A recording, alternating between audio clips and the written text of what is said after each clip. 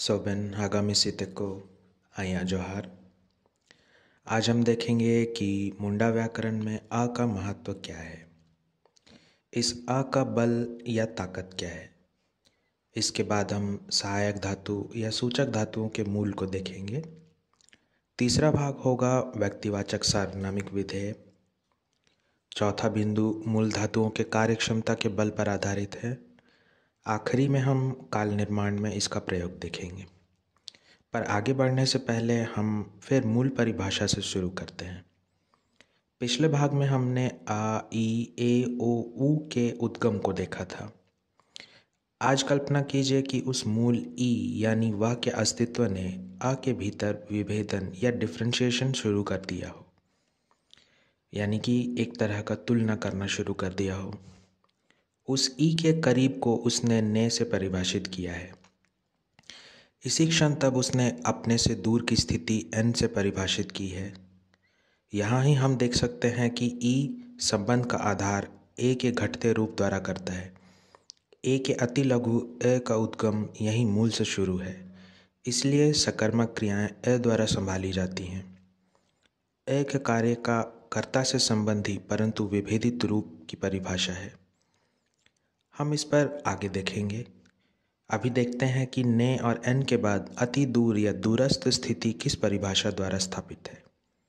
यह हंग है। मूल में ह बहुतायत का भाव है।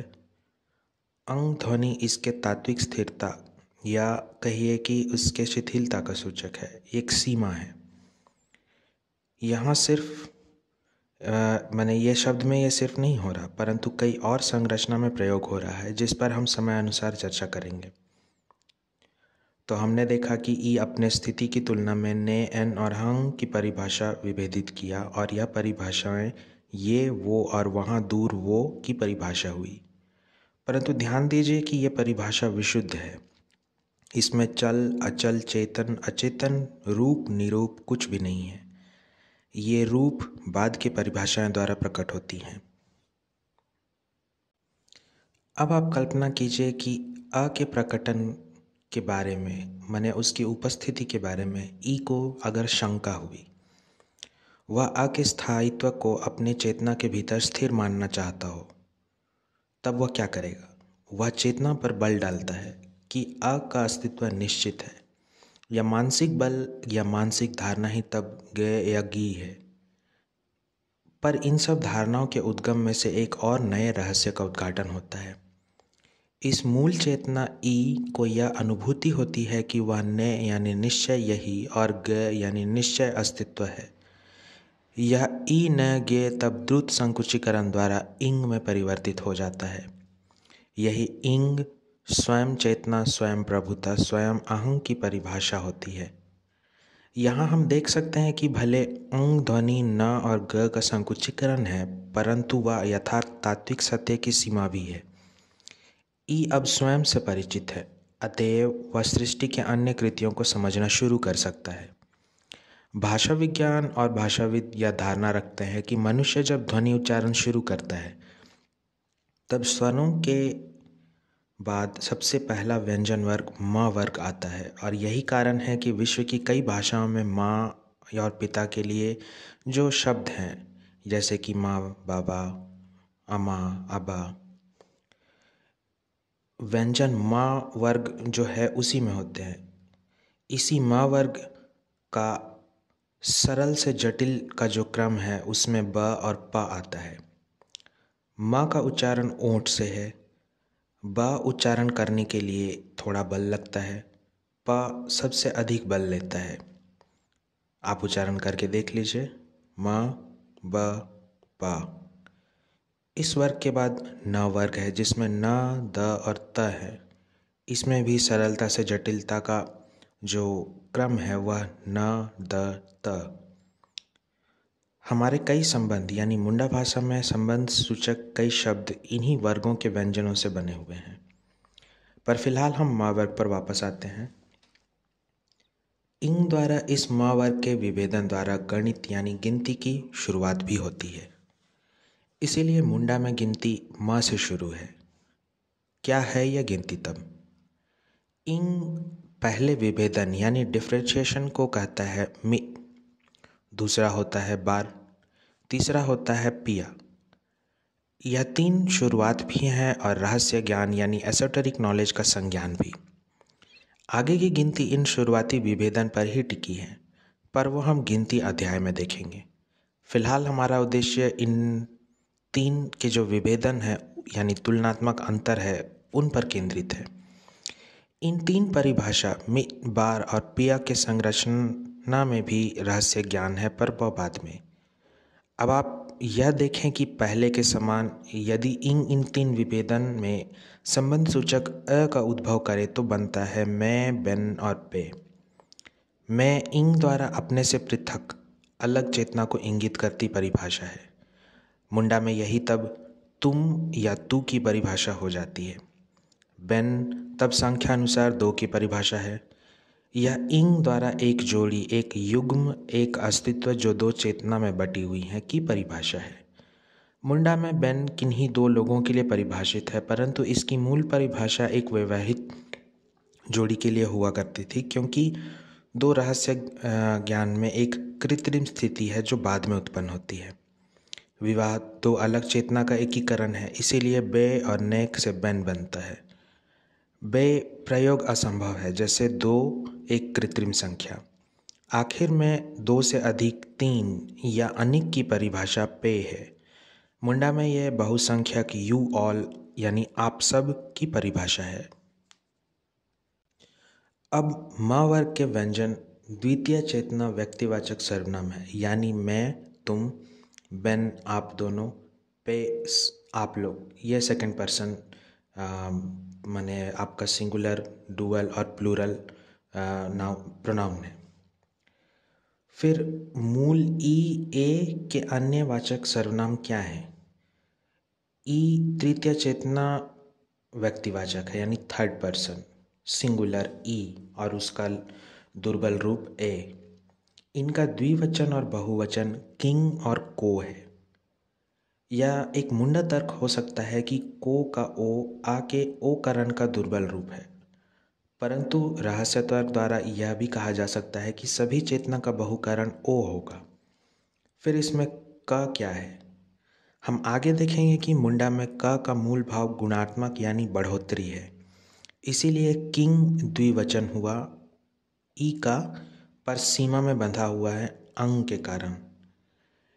एक तर्क में यह क ई ने गे भी हो सकता है, जिसका द्रुत संकुचीकरण किंग होता है। इसका सार है कि क में गुणा करने का अधिकार निहित है। अब मुंडा में एक अद्भुत प्रक्रिया का उद्भव होता है। वह सुनने वाले इंगित किए हुए और कहने वाले के अंतर संबंध अनुसार समावेशी यानी इंक्लूसिव या एकांतिक यानी एक्सक्लूसिव अंतर करता है। इसका क्या अर्थ है? अगर वक्ता यानी जो बोल रहा है अपने सामने द्वितीय चेतना यानी सेकंड पर्सन को संग मिलाए तो लो धातु का प्रयोग करता है। लो का मूल अर्थ है के साथ यानी कि विथ। तब तर्क बनता है तुम संग मैं, लो अम इंग। यहाँ में का दृढ़ रूप अम यानी कि एम्फेटिक प्रोनाउन अम प्रयोग होता है। अब दूसरे रूप में में व्यंजन है, अतः श्रुति मधुर मुंडा माँ के स्थान यानी व्यंजन के स्थान पर आ का प्रयोग करती है। तर्क जो भी हो, द्रुत संकुचीकरण में लो अम इंग लंग बनाता है, जिसका अर्थ है इंक्लूसिव यानी समावेशी द्विवचन सर्वनाम तुम और मैं। इसके विपरीत अगर वक्ता या कहे जो कह रहा है सामने जो द्वितीय चेतना मैं यानी तुम है को छोड़ दे और किसी तृतीय चेतना को संग ले ले तो बनता है लो ई इंग। अब इसका द्रुत संकुचीकरण लिंग बनता है, जिसका अर्थ है वह और मैं पर तुम नहीं। क्योंकि लंग और लिंग वक्ता इंग के साथ दो व्यक्तिवाचक हो रहे हैं, मूल द्विवचन बेन और किंग के साथ इंग का जोड़ तीन व्यक्ति कर देता है, जो कि तुरंत बहुवचन की परिभाषा हो जाती है, यानी तीन या उससे अधिक।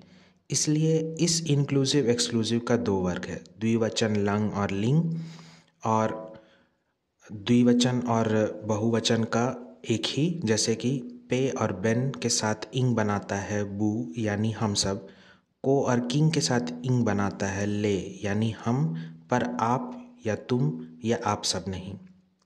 एक्सक्लूसिव या एकांती वर्ग में श्रोता वर्ग के संख्या पर कोई भार नहीं, या एक दो या बहु भी हो सकता है। व्याकरणीय आधार पर बू और ले का मूल जो है वो अभी मैंने उसके ऊपर चर्चा ज़्यादा नहीं की जाती, परंतु यह देखा जा सकता है कि बू में बे का परिवर्तन ऊ द्वारा हुआ है। ऊ, जैसा मैंने पहले बताया था, परिवर्तन का सूचक है, परावर्तन का सूचक है। बेन में एक भी परिवर्तन एक समूह एक परिवार की परिभाषा हो जाती है, यानी दो से अधिक, इसीलिए बू एक समूह की संज्ञा कही जा सकती है। ले असल में लो का दुर्बलीकरण है, जहाँ ले इंग के को या किंग से संबंध को तो दर्शा रहा है, पर में बेन पे के अभाव यानी श्रोता के अभाव को भी इंगित कर रहा है। अंततः हम चित्र पर दिए गए चार्ट पर पहुंचते हैं, जिसके केंद्र में इंग है। इंग से निकट द्वितीय चेतना में है और सुदूर तृतीय चेतना ई है। इसके आगे के संबंध उसी तरह बढ़ते चलते हैं, में से बेन, बेन से पे, और सभी को अगर मिला लिया जाए तो बू, और ई से किंग, उससे आगे को, और अगर एकांती रूप में लिया हुआ यानी हम सब मगर आप नहीं तो ले, मैं और तुम लंग, मैं और वह पर तुम नहीं लिंग। इन सब को लेते हुए मुंडा में 11 व्यक्तिवाचक व्यक्तिगत सर्वनाम है और 12वां गैर चेतना और गैर व्यक्तिवाचक सर्वनाम अ है। अब मुंडा में म वर्ग यानी म से ब से प के क्रम के अलावा हिंदी के महाप्राण व्यंजन यानी एस्पिरेटेड कॉन्सोनेंट म, भ और फ का प्रयोग नहीं। केवल नागुरी मुंडा सदानी हिंदी और बिहार के भाषाओं के प्रभाव में भ और फ का प्रयोग यहाँ वहाँ करती है, परंतु मुंडा में म वर्ग के ऐसे व्यंजनों का प्रयोग होता है जिसे सत्य रूप में मूल ध्वनि कहा जा सकता है, क्योंकि म, ब और प स्वयं आ के आधार पर उच्चारित होते हैं और इनका श्वारहित उच्चारण यानी आधा म आधा प आधा प हो जाता है, जिसको हलंत द्वारा लिखा जाता है। मुंडा की ध्वनियाँ यह आधा व्यंजन नहीं है, यह अवरोधित व्यंजन या तटस्थ या मूल या सीमांतर व्यंजन कहलाती हैं, या कहा जाए तो कहलाएंगी। उदाहरण है माँ के पहले प्राण रहित जो मुंडा में बहुतायत प्रयोग होती है, अक्सर इसका स्थान मूल धातुओं में होता है। पूर्ण स्वर के प्रभाव में ये साधारण म में बदल जाती है। उदाहरण के लिए जुम का आखिरी माँ हिंदी का माँ नहीं है। माँ से ब जाते समय बीच में एक ध्वनि है जो आधा माँ और आधा ब का युग्म नहीं है। उदाहरण के लिए हिंदी में शब्द है तंबू। मुंडा में माँ और ब साथ साथ उच्चारित होते हैं। उदाहरण है रिमिल और उम्बुल। अगर इसे वर्गीकृत किया जाए तो यह हिंदी में अम्ब से और अधिक सौम्य सुनाई देता है, रिम्बिल, उम्बुल। इसके बाद एक ध्वनि आती है जो ब से माँ जाने के क्रम में अवरोधित होती है, यह अब ब का अवरोध और माँ का गुंजन मुंह के भीतर। यहाँ माँ का उच्चारण पूर्ण रूप से मुंह के भीतर खोखले स्थान में ब के अवरोधन के बाद गूंजता है। उदाहरण के लिए मुंडा में केश यानी हेयर यानी बाल के लिए जो शब्द है वो है उपम। इसके बाद ब पूर्ण अवरोधित अब है। उदाहरण के लिए दुब, अब। इसी तरह प में उम्प है। प का अवरोधित ब के साथ समान है, इसलिए मैंने अंतर अभी इस दिए गए चित्र में दिया नहीं है। इस म वर्ग में मुंडा के कई मूलभूत धारणाओं का स्रोत शब्द है। माँ से मांग का कोई शाब्दिक अनुवाद नहीं, पर यह रहस्य तर्क में सतह के कंपन की समझ है। मांग मांग दोहराव मुंडा मैंने दोहराव शब्द मुंडा में वाद्य यंत्र जैसे नगाड़ा मांदर के कंपित चमड़े की चाल का विशेषण है। रहस्य तर्क में कंपन के बाद अंतराल या खालीपन का तर्क है। मुंडा में माँ से ब चलें तो बांग तब ये सही में न होना का संज्ञान है। बांग बांग तब उजाड़ तबाही सुनापन का विशेषण हो जाता है। इसी उच्चारण का नागुरी संस्करण होता है भांग भांग। यह तर्क किया जा सकता है कि हिंदी में भंग शब्द का स्रोत क्या है, पर मुंडा में अगर इसे आप शोध करें तो यह पाएंगे कि यह मूल से ही है। ब से प चले तो पांग शब्द बनेगा। रहस्य तर्क में अंतराल के बाद आयाम का विस्तार होता है, यानी कि चौड़ाकरण या जो स्थान है उसका बढ़ोतरी। पांग पांग तब विस्तार, फैलाव या आयाम होना चाहिए। मुंडा में पांग पांग और नागुरी में फांग फांग सही में विस्तार की परिभाषा है। हमने देखा था कि माँ में संबंध सूचक तटस्थ ए ने चेतना सूचक सर्वनाम की परिभाषा दी थी, यानी कि मैं, बेन और पे। हम अगर अभी बताए तर्क पर इस नियम को लागू करें तो मेंग, बेंग, पेंग होगा। ये सारे शब्द किसी न किसी तरह की चाल, घुमाव, मोड़ का सूचक हैं। इन पर विस्तार से बाद में हम सारे शब्दों के संरचना के अध्याय में ध्यान देंगे। मेंग के अंग जो सीमा का बोध है उसे पूर्ण न में बदल दें तो मैन बनता है। इसके पीछे का रहस्य तर्क एक पूरा सीरीज अकेले ले लेगा, इसलिए फिलहाल यह समझे कि मैन मानसिक परिकल्पना के स्थायित्व का बोध है। इसी शब्द का जो प्रासंगिक शब्द प्रासंगिक वर्तमान है वह है मैना, यानी कि एग्जिस्ट करता है। इसमें स्थिरता बोधता मैथ रूप में है, जो स्थिर यानी मानसिक से अमूर्त किंतु स्थायी परिकल्पना की परिभाषा है। इसी से शब्द बनता है मेता, जिसका अर्थ मुंडा भाषा में संज्ञा है। नाव का अवरोध हमें मैन देता है, जो आँख है, दृष्टि है, बोध है, संज्ञान है। सभी परिभाषाएं एक दूसरे से जुड़ी हुई है। अब आगे के वर्गों में भी ऐसे ही मूल भाव या मूल परिभाषा से विस्तार शुरू होता है। अंग वर्ग में अंग, ग, क है। अंग जहाँ सीमा है, अंत है, किनारा है, तो प्राकृतिक रूप में इससे शब्द शुरू नहीं हो सकता। यह अन्य ध्वनियों के साथ नए परिभाषाओं को बनाता है। ना, इमीडिएटली, नाउ अभी का संज्ञान है। इसका तथार्थ रूप ना है। अतः अंग के प्रभाव में यह नंग बनाता है, जो सुदूर गहरे भूतकाल का संज्ञान है। ता स्थिरता, स्थायित्व है, पर तंग तब मरोड़न या निचोड़न का संज्ञान हो जाता है। यह रहस्य तर्क है जहाँ चाल स्थिर और स्थिरता मरोड़न की तरफ बढ़ती है। अंग के बाद है ग। यह अब शुद्ध शक्ति, फोर्स, एनर्जी, बल का बोध है। इसके सारे प्रारंभिक स्वरित रूप किसी न किसी बल का सूचक हैं। ग भौतिक या प्राकृतिक बल, गे की मानसिक बल, गो चेतना बल। इसके बाद का ये पूर्ण मानसिक लोक के प्रकटन का माध्यम है। यह मानसिक परिकल्पना के सारे भावों को प्रकट करता है। का इच्छार्थक, इच्छा सूचक संज्ञान है, यानी ऑप्टेटिव फंक्शन। इसी से हमें कन और कत, केन और के जैसे काल सूचक धातु और का स्वयं गुणात्मक प्रभाव मिलता है। इसके बाद या वर्ग है, जिसमें या, ज और च है। अंग जहाँ सीमा है वहीं या सीमांतर, बदलाव, फिसलन, चाल है, रूपांतर की सीमा है। ऐसे में इससे भी शब्द शुरू नहीं होता, पर ऐसे शब्द बनते हैं जहाँ रूपांतरण का बोध है, जहाँ एक रूप दूसरे रूप में बदल रहा है। उदाहरण के लिए आइन से आया होता है। एक शब्द है आंजे, जो तरल पदार्थ का वाष्प में परिवर्तन होने का जो प्रक्रिया है उसका शब्द है। इसी तरह और एक शब्द है तें। इनका विस्तार हम बाद में ध्यान से देखेंगे। चूँकि अंग का रूपांतरण या हुआ, इसीलिए ग जहाँ बल था, दृढ़ता थी, ज वहाँ आशंका, अनिश्चितता और अस्थिरता है। इसका प्रारंभिक स्वरित रूप बहुत ही रोचक परिवर्तन से गुजरता है। इससे भी हमें काल प्रत्यय जन, जद मिलता है। चूँकि का मानसिक प्रकटन है तो फिर च प्रकटन की जिज्ञासा, यानी क्वेरी, यानी सवाल, प्रश्न उठाना है। च के मुख्य रूप इंटरोगेटिव यानी प्रश्न सूचक है। इन सब पर हम बहुत गहराई से शब्दों के उद्गम अध्याय चैप्टर में ध्यान देंगे। जैसा मैंने पहले बताया था, माँ वर्ग के साथ न वर्ग का मुंडा भाषा में बहुत ही गहरा स्थान है, जहाँ माँ वर्ग हमें उत्पत्ति की परिभाषाओं का शब्द देता है। मुंडा में न वर्ग दूसरी बड़ी कड़ी यानी कि सभ्यता समाज की परिभाषाओं का शब्द देता है। इसका कारण निहित मूल अर्थों का संज्ञान है।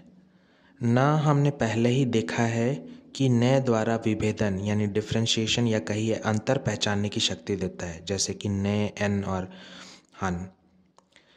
ना इमीडिएटली नाउ या अभी की संज्ञा है। इन परिभाषाओं को गौर से देखिए, यहाँ सूक्ष्मता या अत्यधिक कमता का बोध है। ना विस्तार को रोकना, सीमा करना, बांधने का काम करता है।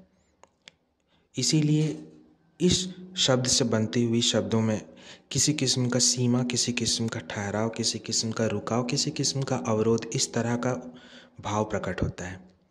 नि क्षयता या शिथिलता है। नो मात्रा की सूक्ष्मता। नु शिथिल अभाव। ध्यान दीजिए कि मुंडा में नी और नू की समध्वनि उच्चारण शब्द हैं जिनका अर्थ कुछ और है, उनका स्रोत अलग है, पर मुख्यतः न शब्द प्रकृति के भाग हैं। इसके बाद द चेतना की शिथिलता है, चेतना की स्थिरता है। सभ्यता की स्थिरता, स्थायित्व और जो उसका उद्गम है वह पानी पर निर्भर है। मुंडा में दा पानी है। दी चिन्ह का खड़ा करना या सभ्यता के पहचानों का खड़ा करना है। दो तब संजोना रखना है। दो और नागुरी में दोहो रखने की प्रक्रिया है। दु कष्ट है, परंतु दु मोक्ष या निवारण है। और ये परिकल्पना मनुष्य यानी होड़ो दुब्न अर्थात शिथिल होकर बैठकर पूरा करता है। अंततः हम आते हैं त पर। त खुद तात्विक स्थिरता, स्थायित्वता, शिथिलता, जड़ता, दृढ़ता, टिकाव, ठहराव है। असमान यह एक विस्तारित परिभाषा है। ता भौतिक स्थिर जड़ स्थान है। ता मौलिक मानसिक स्थिर अनुभूति है। इसी वर्ग में हमें तन, तन और ता जैसे काल प्रत्यय और परिकाल्पनिक प्रत्यय मिलते हैं। इसी का दुर्बल रूप ते स्थिरता में संबंध, चाल, गति या दिशा का बोध है। तो स्थिरता का अवरोध में परिवर्तन या रूपांतरण है। तू स्थिरता की क्रांति या कहिए स्थिरता में उलटफेर, क्योंकि ऊ में निहित अर्थ बदलाव, घूर्णन या क्रांति है। इसीलिए तू उखाड़ना या अपरूट करने का भाव है। अंतिम में रा और ला ऐसे व्यंजन हैं जिनका उच्चारण पूरे पृथ्वी मनुष्य सभ्यता में कई रूप, उनका कई उच्चारण, संरचना, कठिनाई या सरलता के रूपांतरित स्थिति में प्रयोग होता है। मुंडा में र और ला व्याकरण की नींव है, ईंट है। र वर्ग में हमें व्याकरणीय रे संबंध का विस्तारीय सूचक के रूप में मिलता है। रा मूल में तह, परत, स्तर, नींव का बोध है, इसीलिए व्याकरण में यह कारण युक्त संबंध है। पर मुंडा में समध्वनि शब्द राअ है जिसका अर्थ बुलाना है। नागुरी में राअ रोने के लिए भी प्रयोग होता है। अगर ध्यान दें तो मूल अर्थ तब बीच में आएगा जैसे ऊंचे स्वर का एक बेधड़क बुलावा। बाद में देखेंगे कि बुलाने के कई रूप हैं जिनका कार्य अनुरूप परिवर्तन है और उनका प्रयोग भी है। री का बोध तह में घुमाव यानी कि स्तर में घुमाव या दो लेयर में घुमाव का प्रतिफल यानी कि पीसना है। रो का बोध स्थापना या इस्टेब्लिशमेंट से है। रू का बोध तब स्थापना के बाद की प्रतिक्रियाएं यानी कला कौशल का प्रारंभ है। व्याकरण के बाहर रे का बोध स्थिरता के प्रभाव में फाउंडेशन यानी जड़ जमाने से है। कुल मिलाकर र वर्ग उच्च सभ्यता की जरूरत का आधार है, यानी सभ्यता स्थापित होकर यानी ता होकर जब आगे बढ़ते चले, उसमें संपन्नता शुरू हो तो र से बने शब्दों का प्रयोग चालू हो जाता है। ला वर्ग में व्याकरणीय ला, ले, लो, व्यक्तिसूचक लो, ले, कालसूचक ले हैं, पर ला में लत्न रोटी है। अन्य ले, ली, लो, लू इत्यादि सौम्यता के भिन्न रूप प्रभाव का बोध है जिनमें अनेक संज्ञाएं बनती हैं। और मूल ले में एक तरह का सटाव, चिपकाव या एक तरह का दो सतहों का चिपकना, इस तरह का भाव है। हम इन पर चर्चा आगे करते रहेंगे। आखिर में या व्यंजन है, पर मुंडा में इसका प्रयोग नहीं। काल प्रत्यय यन और यद मात्र उच्चारण भिन्नता है जिनका मूल दूसरे स्वरों में है। यह कहा जा सकता है कि य का उच्चारण मुंडा की श्रुति मधुरता यानी यूफोनी का प्रतिफल है।